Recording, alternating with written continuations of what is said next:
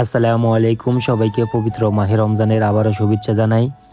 সর্বপ্রথম শুকরিয়া জ্ঞাপন করি মহান আল্লাহ তাআলার দরবারে, যিনি কিনা এখন পর্যন্ত আমাদেরকে সুস্থ এবং সবল রেখেছেন।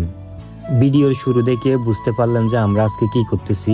অবশ্যই আমরা সবাই মিলে আজকে ইফতারের আয়োজন করলাম। আসলে এত শর্ট সময় এত সুন্দর করে একটা আয়োজন করতে পারবো কখনো কল্পনা করতে পারি নাই। শুধু তাই নয়, আমাদের অনুষ্ঠানে ছিলেন আমাদের প্রাণপ্রিয় দুইজন শিক্ষক।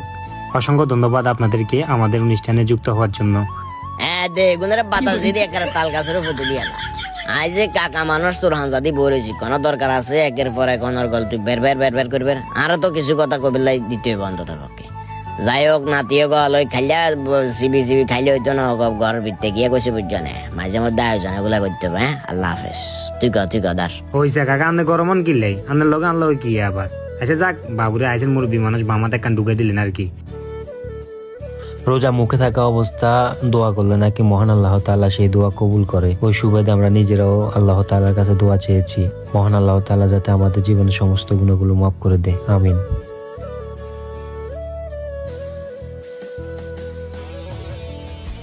অবশেষে আজান দিয়ে দিল। আজান দিয়ে দেওয়ার পরে আমরা সবাই মিলে ইফতারটা সেরে নিলাম। আসলে কি বলবো, মানে একসাথে ইফতার করার মজাটাই আলাদা।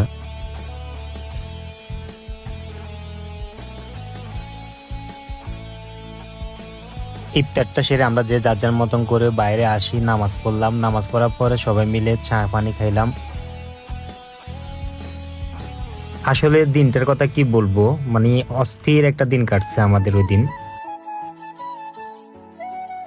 আরে তো আর ভিডিও করেন না কেউ নাই, হিললে নিজের ভিডিও নিজে হইসা এটা কনে করছে কি জানি। যাই হোক, ভাইয়া করে আবার অনেক অনেক ধন্যবাদ জানাই এত সুন্দর একটা আয়োজন আমাদেরকে উপহার দেওয়ার জন্য। আল্লাহ হাফেজ।